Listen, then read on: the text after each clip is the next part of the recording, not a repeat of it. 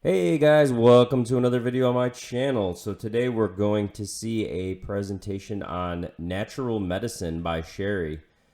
Unfortunately, this video got lost. It was from the 2021 Survival Podcast Workshop, an event that I highly suggest you attend if you're interested. Go ahead and go over to thesurvivalpodcast.com. Workshop announcements start going out around about July.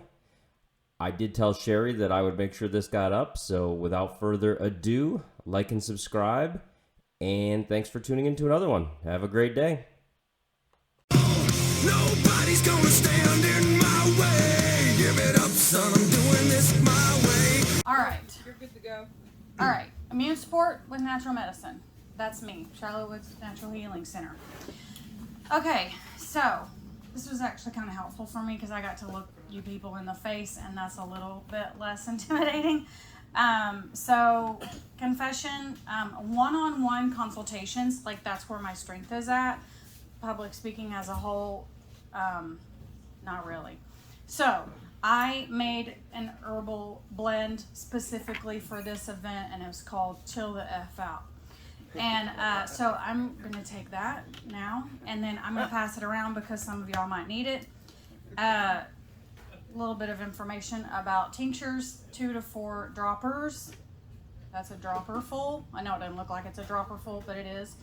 So that's the dosing. That's what you would normally take. That's a normal dose. How often you would take it is going to depend on what your herbalist tells you, because it depends on what you need. All right? But that one specifically is for stress and anxiety, because that's what I feel right now. All right, so even though I am the herbal expert here, I hate that term, but it's fine. And I have spent, years learning about and working with herbs and all that sort of stuff. Here's the shocking news is that this is not working. There we go. I don't know everything. I really don't. There is a wealth of information out there. And one of the fascinating things for me is when I learn something new about an herb, and it may be an herb that I'm really familiar with, but somebody, like I said, some youngsters come up with some innovation like, oh, hey, did you know this is good for that? I'm like, no, I've been working with that herb for years. I didn't know that.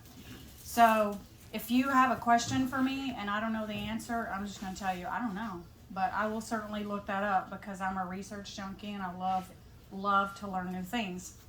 So I'm just like you. I absolutely binge watch Netflix. I completely still crave brownies. Keto brownies are the way to go, though, so you don't crave as much of them. I am still learning new things every day, and I'm very passionate about learning new things every day, and sometimes I'm a hot mess. That's legitimate. Don't ask my husband about it because he will tell you. But I do know this. I know how to connect the dots. So this is what I do. I'm a professional connect the dotter, if that's a word. And I know how to connect the dots between what's going on in your body system and the herbs that support them. So modern medicine doesn't really like to acknowledge that there's this web-like connection between every cell and organ system in our body, and how like a really fine-tuned machine, when one system is out of balance, it affects the whole thing. You wouldn't drive around with one flat tire being like, it's fine, we'll get there, it'll be okay, right? Your whole car is gonna really be affected by that. So my job is to see where those imbalances are and then to restore function to the whole person and not just mask symptoms. Not to say that I don't want to address your symptoms, right? If you have pain, we want to address your pain, but your pain is secondary. It's the screaming mechanism that says, hey, there's a problem here. So, all right, this is me. My name is Sheri Hawn, and I'm an herbalist and primarily an educator, because I feel like I educate regardless of what it is that I do. And I have been working with natural medicine since 2005 and founded Sheri Woods Natural Healing Center to support my clients' physical and mental well-being through education, one-on-one consultation, and quality herbal products. And in that order, I educate, and then I do one-on-one consultations, and quality products is the lesser of the three things that I do. So there's a lot of people out there who make phenomenal products, and really my passion is more for education. So that's where we're at there. All right. My background is actually in Western allopathic medicine. I went to school to become a registered nurse, but when I started working in the hospital, it completely left me feeling like I was failing my patients, because I was. I didn't see that healing was really the goal at all in Western medicine, and it was all about the numbers, and I knew that that was not what I wanted to spend the rest of my life doing. So I'm interested in helping people find balance and true healing, and I feel like herbal medicine is the way to do that. So holistic care, in the event that you don't know, holistic is just another word for whole. We're talking whole body care. I want to take care of the whole person. And when I started learning about traditional Chinese medicine and the holistic approach that they've used effectively for over 5,000 years, I knew that I was on the right path. So the 5 elements theory, which is primarily what I practice, along with 8 principles, they map out the body in such a way that we can see where the deficiencies are in one system and how it affects all the other systems, and then how we can restore the balance to the whole. Ayurvedic medicine has a similar approach with its tridosha theory, and indigenous people all over the world still use herbal medicine. In fact, true statistic for today, more than 80% of the world's population still uses herbal medicine as their primary health care. 80% of the world's population uses herbal medicine as their primary health care. But in America, it's quack medicine. It's alternative. Well, ask 80% of the world's population if it's alternative. They'll probably disagree. So, who am I to argue with literally thousands of years of herbal knowledge and success? And so I got on board. By the way, if any of you know of good teachers of indigenous medicines, that's where I'm headed in this new direction. Is I really want to learn about Native American medicine more. Not just Native American, but indigenous medicines. All right. So as we start talking about immune support, we have to acknowledge the truth about how we live our lives every day. It would be what Dr. Berry would be really happy about, is that foundational care is absolutely essential. Herbs are super powerful allies. They are, and they can do a lot. But we can't expect for them to do all the work while we sit back and neglect our bodies, our emotion, and our spirit. And they are absolutely interconnected. Our mental health plays a significant role in the functioning of our immune systems. So feelings of stress and anxiety are some of the biggest emotional downers that are out there. Stress hormones such as adrenaline and cortisol, they actually weaken immune function.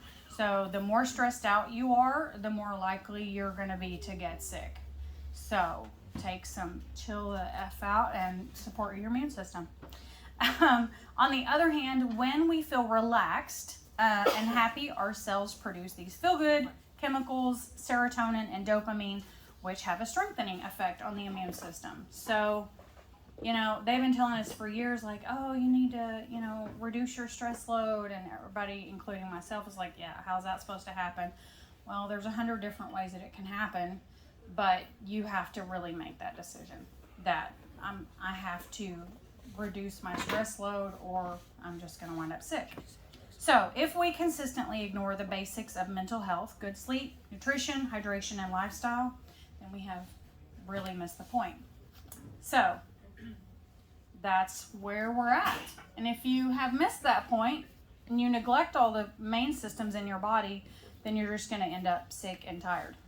So how many of you are already there? Sick and tired? Oh, okay. Yep.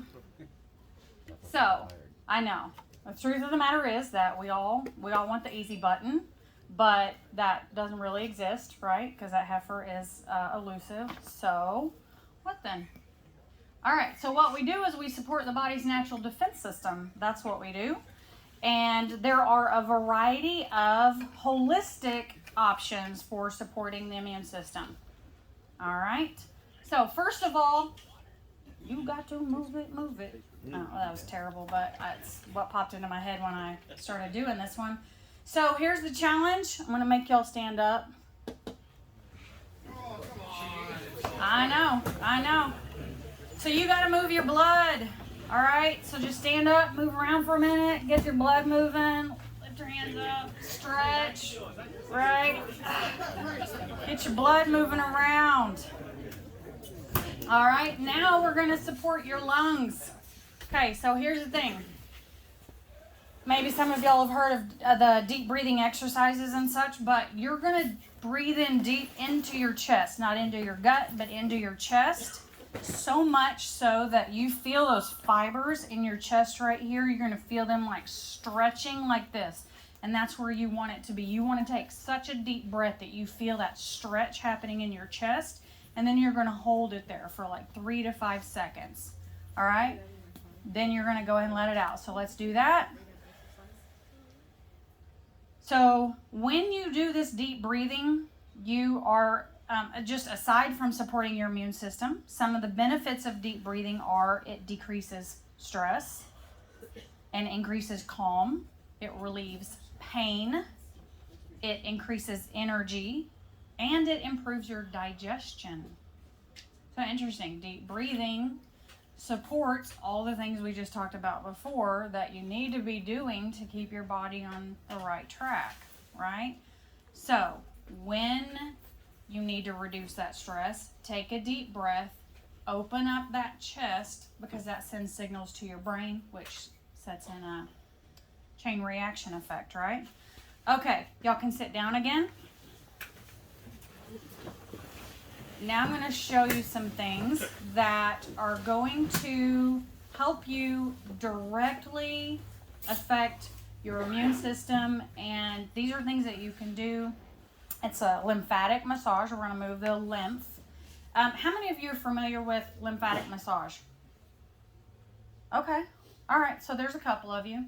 So, I hear a lot about sinus problems, ear infections, pain, in the sinus cavities, sore throat, all sorts of crazy stuff happening. But if you stimulate the lymph system, it stimulates all the rest of your immune system because your lymph actually traps bacteria and viruses and other foreign substances, and then they have the special white blood cells called lymphocytes, and so the lymphocytes come in there and they murder all of the virus and the bacteria. But we need to stimulate those. How many of you ever heard swollen lymph nodes? Yep. So that's your lymph system doing what it's supposed to do. And we want to support that. We can do that by stimulating it. So right here on your collarbone, this is where, so you have a whole lymph system that comes up. It comes up this way and it branches on either side of your ears and comes up into your sinus cavities. But when it comes from your head into your body, it trunks right here.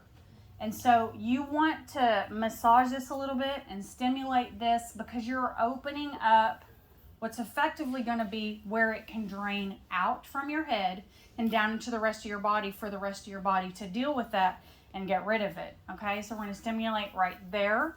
And for a minute, we're going to work from the ground up. So we're going to come up, stimulate the neck just a little bit. It doesn't take a lot and it doesn't take a lot of pressure. This is a really individualized kind of a thing because some people, they really like to get in there and rub that, and other people are like, oh, that's too much. It doesn't have to be a lot, okay? You're just stimulating it. So then you'll come up, and then right here, like when you start to get a sore throat and these lymph nodes get swollen, yep, so you want to rub that and stimulate that. Now, here's an interesting thing. I just heard a couple of you start clearing your throat. So that's actually what happens. When you start feeling a sore throat, you can come in here and just rub and stimulate those lymph nodes, and the body's going to kick in and do its own thing. And you just feel like, I can feel that stuff starting to drain, right? So if you have an ear infection or just even ear pressure, doesn't even have to be an infection, your body will tell you, just listen. And so then you can stimulate on the front sides of your ears, okay? Behind your ears, you've got these that come in behind the back side of your head. You can typically feel those when they're swollen. They're pretty tender, you know, so just rub those gently and stimulate them. Now, we worked from here up, and we do want to open this so that all of the stuff can drain, but then we want to work in reverse. So if you have, your ears are starting to hurt or your throat is starting to hurt, you want to take this and actually kind of pull that down, and your lymph nodes do almost like a 7. So it comes across your jaw and then down your throat like this on either side. Okay, so like a 7. So that's how you would massage it to drain it. So we've activated the lymph, and now we're going to drain. So you would massage to the 7, come down like this, and you start being able to feel, you've stimulated the mucal secretions that are in your head to start moisten and flush all this stuff out. So just, immediately, you can do this anywhere. You're sitting at work, you're like, man, I'm kind of starting to feel like crap a little bit. It's only noon. I've still got to finish my work day. I'm kind of getting a little sore throat. You know, get some water, throw some lemon in it if you can, and do a sinus lymphatic massage. All right, and it will stimulate your whole immune system, and you'll feel better very quickly. All right, so I know that these things right here were not technically herbal medicine, but they are very supportive to the immune system. And now that we've got some oxygen and blood moving to your brain, let's talk about what we're going to talk about, and then we're going to talk about what we're not going to talk about, and then we'll get back to talking about that easy button with some kitchen medicine. All right, so here's what we're going to talk about. We are going to talk about how easy is herbal medicine. So many people are overwhelmed with the complexities of herbal medicine, and there's some validity to that, but it doesn't all have to be difficult, you know. So supporting your body with herbs it can be quite simple once you're on the right path. All right, you just need a guide. Whoops, I went the wrong way. All right, so where do we start? Once you have a basic understanding of herbal energetics, you are off to a good start, and you'll be able to figure out which broad category of herbs you need and then decide which specific herb is going to be right for you. So if you don't know, then you don't know, and that probably sounds a little bit daunting, but it's not. We're going to talk about herbal energetics, and you probably understand more of it than you think you do. So herbal energetics says a couple of things, hot and cold, or cooling and warming. We have drying and moistening. All right, so those are just 4 of herbal energetics. That's the term that's most frequently used. Now, here's the question. Is lemon a hot or a cold herb? Yeah, cold. You can cook with lemon. You can cook with lemon, but if we used raw lemon, what do you think? Cold. That's right. So when it's a hot day outside, you want to make lemonade. Last night, would you have liked for me to bring you a glass of lemonade? Probably not, because lemon is cooling. All right. What about ginger or garlic? Hot or cold? Hot. That's right. So already instinctively we do understand something about herbal energetics. Now sometimes there's a gray area in there, and I get that. That's where it gets a little bit tricky, but you understand the basics. Like, yeah, I'm freezing. No thank you. I'd rather not like some iced lemonade. But if you've got some ginger tea that's going to warm my belly and start getting my blood flowing, I'll have that, please. All right. And last but certainly not least, we are going to discuss a few of my favorite immune support herbs and how you can make herbal medicine with those for yourself. Now, here's what we're not going to talk about. We are not going to talk about the this for that. And I do get those questions all the time. Can I take this for that? And my answer is usually maybe. I don't know. Like, it depends. And I know that that's a frustrating answer, but it's absolutely the truth. And that's that you're an individual with really specific health needs. And what might sound like a good fit on the surface with just a little bit of investigation, I might learn that, oh, well, you have this underlying condition.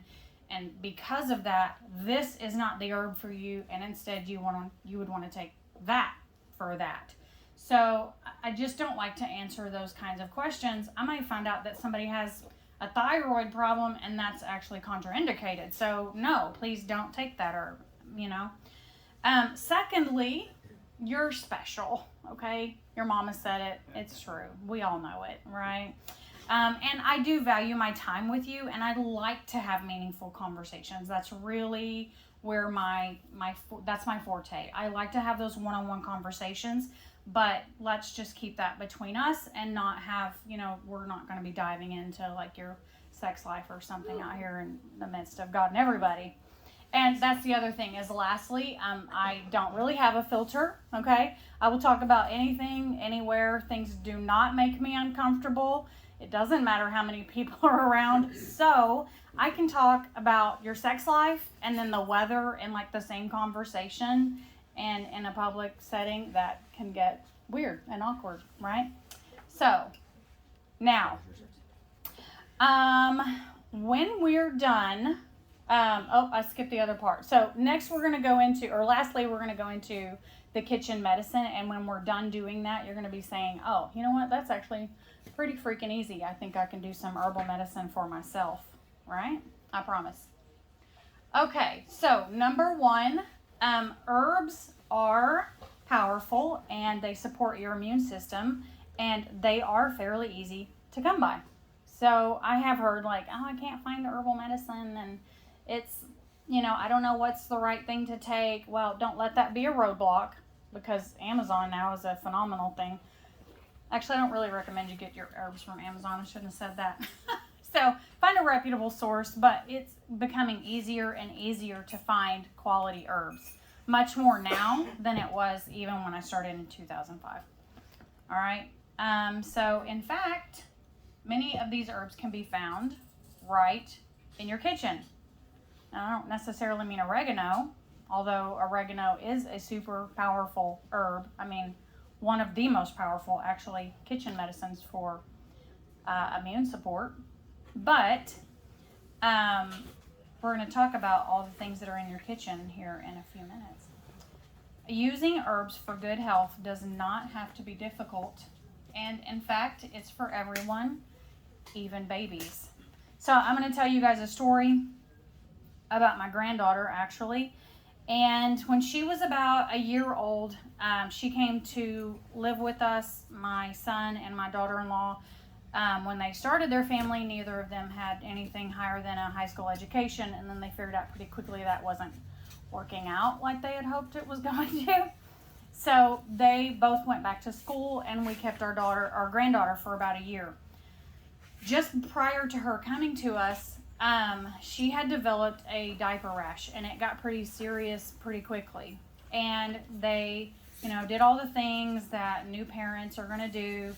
And then that wasn't working, so they took her to the doctor, and they followed doctor's orders. And the doctor told her to go onto antibiotics, and that didn't work. And they put her on antifungal creams, and then they put her on steroidal creams, and then they went back to antibiotics, and literally nothing was even touching this rash. And this went on for well over 3 months with no resolution. And I'm not exaggerating. Her bottom looked like raw meat. It was terrible and heartbreaking. So when they brought her to me, because, kids don't ever listen to their parents. And even though I'm an herbalist and I heal people using natural medicine, I don't know what I'm talking about because I'm his mother. So it's fine. I said, give me that grandbaby. Okay, yeah, bye-bye. And then we set about actually healing her body because we eliminated, we started using herbal medicine with her, and we eliminated all of the inflammatory foods that they were giving her, even though she was only a year old, but that's another conversation. We went to organic foods, and we also removed all the products, which sadly I also used on my kids, but products such as baby wipes and diaper rash creams and bath wash and, all the stuff that is specifically designed for our babies, and yet they have known toxic ingredients in them that are hormone disruptors and, affect their the entire system. So we cut all that out and went completely organic with her. And lo and behold, guess what? We learned a powerful lesson, and here's what it was. When we properly support the whole body, true healing occurs. And that's exactly what happened. I didn't directly address her diaper rash. What I addressed was the fact that at a year old, she had a massive bacterial infection and a sugar imbalance, and there was just a lot of other things that were going on in her body. So we supported the whole body, and we treated, obviously, the diaper rash because that was incredibly painful for her. But she healed up. And it was so quickly that she healed up. It was incredible. So, herbs are powerful. All right, let's get down to it. So, first things first, we are going to talk about some of the herbal categories so that you know where you need to start. These are specific to immune support, just so that you guys are aware of that. So some of these terms may be new to you, and that's okay. I'm going to define them for you. And then, so what we're going to talk about today are three specific categories: adaptogens, immunomodulators, and immunostimulants. Okay. Then we're going to identify herbs, specific herbs in those three categories, so that you know you can look at that and say, oh yeah, that's me. I should take a look at these herbs, or it's, this is me, or maybe they're all three you. All right. So let's go on that. Adaptogens. Adaptogens work through functional modulation of the endocrine system, namely your adrenals, the pineal, and the pituitary glands, which can be affected by stress, your mental and emotional health, or lack thereof. And some of the functions of your endocrine system, it's vast, but they regulate the metabolism of carbohydrates, the regulation of blood sugar, of blood pressure, of body temperature, and the body's response to stress and danger. It controls your sleep patterns and your body cycles and rhythms, including menstrual cycles and menopause and fertility for women. The endocrine system is incredibly important to your overall health and absolutely vital to your properly functioning immune system. Okay, so you need to be nourishing your endocrine system. Therefore, most adaptogens can be taken over a long period of time, and I recommend that you get some adaptogens into your daily cycle. You want to continue to build and support the whole body, and that's what adaptogens do. One of my all-time favorites is Tulsi basil, otherwise known as holy basil. All right, and it's called that because in India, when in Ayurvedic medicine, they see that as being like the panacea. It's a holy herb for them. That's why they named it that, and it is a phenomenal herb. In fact, it's a primary ingredient in my Chill the F Out formula because I needed to address my adrenals, my fight or flight response from standing up here. Also, it's a delicious tea. So it's not one of these like really crappy tasting herbs that you need to smother. I mean, yeah, there's herbs that they taste terrible, but Tulsi is delicious. So Not red valerian. no, It's like gym sauce. yeah, it does. Tastes like dirty socks. Valerian does. But no, so Tulsi, it tastes great. You can drink it as a tea every day if you really like teas. If you need a, quick and easy down and dirty, then the tinctures is the way to go with that. You can put it in capsule form. I don't really care how you take it. You just should take it. Like, seriously. If you were a client and you were sitting in my office, I would tell you should be drinking it, taking it somehow every single day. That and maybe 5 other adaptogens, but that's something else. Okay, so they all work equally well, and it just kind of depends on your lifestyle and how you would want to take that. But definitely get some adaptogens in the system. All right, immunomodulators.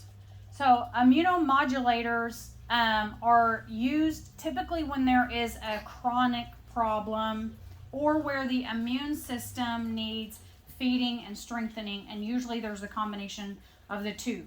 All right, so I would use an immunomodulator on board with another tonic herb where there has been a weakness identified in a specific organ system. All right, so for instance, I might add andrographis into a lung support formula that might have garlic and thyme and maybe echinacea in it. Something like that, where we're going to support the whole and also drive specifically to the lung system. When I say organ systems like the lung or the spleen or kidney or whatever, I'm not talking about the organ as a whole as seen by Western medicine, but like that organ system. Okay, so when I say your lung, I don't mean just your lung, but the entire support system that supports that. Secondarily, this is a total side note, but in traditional Chinese medicine, the lung and the skin are seen as being a primary and secondary part of your immune system. And the reason why they say that is because they're your first 10 minutes. Lord help me. Okay. They're seen as being your first defense. Anything that approaches you either through your lungs because you just breathed it in or through your skin. So they're a part of the same system according to TCM. And okay, so we're gonna go quickly. So many of these herbs can be taken also for extended periods of time to revitalize and strengthen chronic weaknesses, and my primary herb for that I really love would be astragalus. We use astragalus regularly. Again, it could be in powdered form. It has kind of a sweet taste, not sweet like sugar, but sweet like almost like a bland kind of crap. I don't even know how to explain that. So kind of like has anybody had a water chestnut? That's kind of bland, but it also has just that little hint of sweetness. So that's kind of the way astragalus tastes. It's not a bad tasting thing. I put it in my coffee every morning. So that would be my go-to there. All right, next we're going to go to immunostimulants. And immunostimulants are also called surface immune activators. And they are herbs that are immediate but short-lived. They have a short-lived effect on the white blood cells. So we're talking like garlic or oregano or those kinds of things where it's going to hit the immune system pretty quickly. We're going to fire up all those white blood cells and it's going to attack a virus or something like that very quickly. Those you don't typically take for long periods of time. This is why echinacea is maybe not the one that you would want to be taking for 6 months to build and support the immune system. It's like you want to be building and supporting, and then, oh, well, I think I did catch a cold virus. My throat's kind of hurting a little bit. I feel a little puny. Boom, drink some echinacea tea. Drink that for 3 days or something, and then be done with that. So that's kind of how you would use these things in combination with each other. So for immunostimulants, rather than, taking them long time, like 1 tablespoon a day, like you might with the adaptogens or immunomodulators, you would choose to take it like 1 teaspoon every hour if it were in a tincture form or something like that, or have maybe 4 cups of echinacea tea in the day. So you would be having more or less more frequently. All right, immunostimulants. Here's one thing I want to say about this is they are traditionally used as short-term medicine. However, in the case of specifically fire cider, where many of the plants that are included in that are actually food, that kind of falls into another category, primarily because one of the ways that it supports your immune system is by supporting and stimulating digestion, which then produces a strong immune system. Okay, so long-term use of fire cider vinegar, although it's loaded with immunostimulants, fire cider is a good option. Hippocrates said, "Let thy food be thy medicine, and thy medicine be thy food," and he was not wrong. Okay, so which one of these 3 do you think that you might need right now? Anybody got an answer? Adaptogens? Okay, it's actually a trick question. You might need all 3 of them. Okay? That's right, it depends. That's absolutely right. So you might need all 3 of them. It just depends on where you're going. You definitely need adaptogens. You might need immunomodulators. If you have a chronic weakness in an organ system, and if you've been around 100 people this week and you're feeling a little puny, you might need some immunostimulants. So you might need all 3. Okay, we're going to blow through this one pretty quickly. These are just to name a few. Really good adaptogens: Eleuthero, also known as Siberian ginseng, Panax ginseng, stinging nettle, tulsi basil, ashwagandha, gotu-kola, and rhodiola. These are all really good adaptogens. I have several of these that I have in a powdered form that I put into my coffee every morning. It's a wonderful and delicious way to do it. Makes my coffee taste nutty, and I like it. Immunomodulators: astragalus, Cotinopsis, reishi mushroom, shiitake mushroom, turkey tail mushroom. We're seeing a trend there. A lot of really great mushroom mixes out there, by the way, are also really good to dump into your coffee. Schizandra, it's a fun word to say, and andrographis, immunomodulators. Down here in immunostimulants, spilanthes, which is also known as the toothache plant. Don't chew on that one. Your mouth will go numb and you'll drool on yourself. It's a fun thing that I do when we do herb walks in my yard. I like it. So you don't think herbs are powerful? Chew on this 1 second. Now talk to me. Well, you can't because you got drool running out your mouth. Echinacea, Japanese honeysuckle. Everybody hates it. Weed, grows everywhere. It's invasive. Cut it down and make some medicine out of it. Okay, that's what you need to do with those invasive plants, is use them. Oregon grapefruit, garlic, elderberry, many kitchen foods could be on this list. We'll talk about that in just a second. Some of these you'll see actually will cross the barriers, like astragalus is also an adaptogen, so is andrographis. So that's the beautiful thing about herbs, is that they have multiple herbal actions. That means it does this and that. Well, that puts it in this category and that category. That's right, it does. There you go. 2 for 1 special. All right. You will notice that golden seal, which somebody had asked me about, and a lot of people have questions about. It is an immunostimulant, and it's a very powerful herb, but it should not be taken long term. It should only be taken for like 1 to 2 weeks max, and it's endangered. So I don't really, I don't prescribe it all because I'm an herbalist and not a doctor, but I don't recommend that to people because I don't want to recommend an endangered plant. So we go with Oregon grapefruit instead. All right. Now, sometimes the old wisdom is the best wisdom. So here's what I'm going to tell you immediately. Drink more water, eat better, and get plenty of rest. Okay? People love that when they come in to see me and that's the first thing on the list of to-dos. They're like, are you serious right now? Yep, I am. Okay, we're going to talk about kitchen medicine. And we're going to go through this pretty quickly, but I will tell you that the full recipes and all of what we're about to go through is on my website. You just go to the Winter Wellness Recipes on my website, and there'll be a freebie there that you can download, and it will have all of this stuff on there. Actually in more detail, because I don't have the full recipe up here.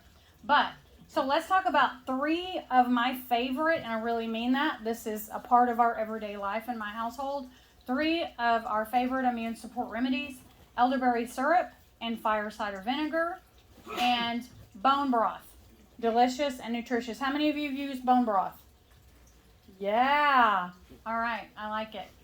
Okay. Elderberry syrup. I'm not going to read all of those, but it's immune boosting. It reportedly fights colds and flus. Not FDA approved. It reduces upper respiratory symptoms and is incredibly rich in antioxidants, which, as Dr. Berry said, if we're eating correctly, then we wouldn't need all that because we wouldn't be creating inflammation in our bodies, but whatever. So elderberry syrup how-tos in the event you've never made elderberry syrup. These are some of the things that I put in mine, in addition to a lot of other mostly adaptogenic and immunomodulating herbs. But elderberries, of course, honey, ginger, cinnamon, cloves. These are the primary ingredients that you will normally find in an elderberry syrup. If those spices are not in there, it probably is going to taste terrible, for the record, but whatever. Everybody does their thing. But it is a delicious medicine. Okay? These are instructions on how to do it, which I'm not going to go over because I'm running out of time. And storage, you would want to store that in an airtight container in your refrigerator for standard is say 2 to 3 months. I've had it in my refrigerator much longer than that, and we've never had a problem. The dosing, I get this question quite a bit. Adult for prevention. So for adults, it's tablespoons, and for children, it's teaspoons. That's an easy way for you to remember that. For prevention, it's 1 to 2 tablespoons a day, and then for prevention, it's the same dosing, but every 2 to 4 hours. Okay, so if you're feeling run down, start doing the, in illness. Fire cider vinegar. I love fire cider vinegar, but people have a love-hate relationship with this. It is really powerful medicine, but it takes a minute to get used to it. Okay, how many of you have had fire cider vinegar? Okay, so a few of you. All right, you're missing out if you haven't had it. So, main ingredients: apple cider vinegar, obviously, garlic and onions, ginger, horseradish, orange or lemon. I put in mine for the vitamin C, and honey. Now, I will say there's the fire aspect of this, which is not necessarily listed here, and that's that traditionally there have been hot peppers that have gone into this, either jalapeno or cayenne or some other source of heat, and they are very stimulating to the immune system. I do recommend it. However, I don't care for that, so I don't put so much of that in mine. You may love heat, in which case, put a whole jalapeno, seeds and all, in that sucker and light yourself on fire. And if you're like me and you're sensitive to those kinds of things, then you don't have to put it in there at all. I put a little cayenne in mine. But if you didn't want to put it in there, there is enough heat in the ginger and the garlic and the horseradish to activate what it needs to be activating. Okay? All right. So these are the instructions on how to make your fire cider, and I'm not going to go over that. I will say though that, again, this is just like with the elderberry. This is kitchen medicine. So if you're like, oh, you know what, I looked it up and Sheri was talking about the adaptogens and the immunomodulators, and I do need some of those, then add them right in, I put, here we go. If you want a really powerful combination, elderfire. It's not a joke. And it tastes good. So for those of you who don't like the taste of fire cider, mix them together, and there you go. We have a blend. It is right back there for sale. The Elder Fire, and it has a combination of the two plus some of those adaptogen and immunomodulator herbs that we talked about. So it's specially formulated so that you can have this on hand now while you go home and make your own elderberry and fire cider. Because that fire cider takes about 6 weeks for you to extract all of the nutrition and medicinal properties into the apple cider vinegar. Okay, so that's why I brought that, so you guys would have it on hand while you're making your own medicine at home. All right, next is bone broth. So obviously bones, that's an important part to having bone broth, unless you're a vegetarian, in which case I don't. Give it. What? There's none of them here. Good. So bones, rich in vitamins, nutrients, and collagen, super important. Garlic and onions, dandelion and burdock root. These are really good for your liver and will help to cleanse the body. So that's an important component. Cleanses your blood, which is, sort of important. Astragalus root. I take, these come in these long strips. They just kind of shave off pieces of the root.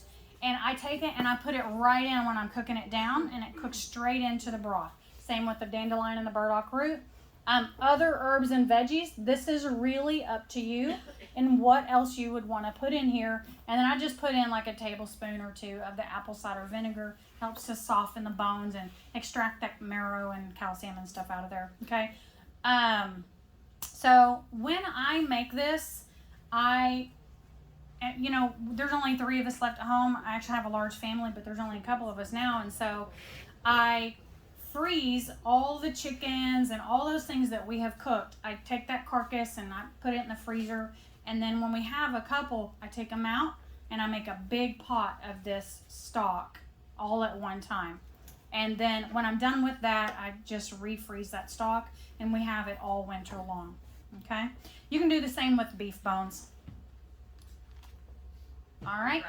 So this is how you do that. Boom shakalaka. If you need more of that, then go get it on the website because we're wrapping it up. Okay, so you have options when it comes to your health now more than ever. You have options. So if you are seeking whole body health and not just a pill for every ill, if you're frustrated with the modern healthcare system and tired of being bounced around from doctor to doctor that never really actually help you or find a solution, if you're ready to experience a healing method that has been proven for 5,000 years or more, and if you're curious to see if herbal medicine might work for you, then contact us today. And let me say again, when you properly support the whole body, true healing occurs. And this is me, and that's the website where you can go and get those recipes. And I just want to say thank you guys for listening to me today. Thanks. Okay, so I may have seemed a little aggressive in my wrap it up because I know they have questions. So Okay. Thank you for getting through the end quick. We have one back here. So to get off a couple of lifelong pharmaceuticals, what is the exact process? Is it a matter of meeting with you once a week for a year to do this? Or do you just start more or less as an individual experimenting on your own with it? Yeah. So you could start experimenting on your own. You can absolutely do that. You can also set up a consultation with me and we'll go over your entire, health history, and we'll talk about, what your needs are and what your goals are and how we can start the process of meeting that. But here's a really important thing to note is that as an herbalist, I cannot and will not recommend or help you come off of your pharmaceuticals. That is my FDA statement, okay? Because I'm not a physician and I do not practice medicine, I cannot prescribe or recommend anything having to do with your pharmaceuticals. What I can tell you is that these herbs support the body that you are currently taking these medications for. And when the herb is supporting the body you don't need this so much. So at that point, you should go and talk to your physician who prescribed that medication and say, you know, I've been working with an herbalist and I feel like this situation is getting a little better. Can we reduce this medication some and see how that works out? And I do talk to physicians. Sometimes they're amicable and sometimes they are not. But I do talk to physicians and I tell them, this is what we're doing. Patch, can you turn off the live stream, please? Thank you. Keep going. Okay.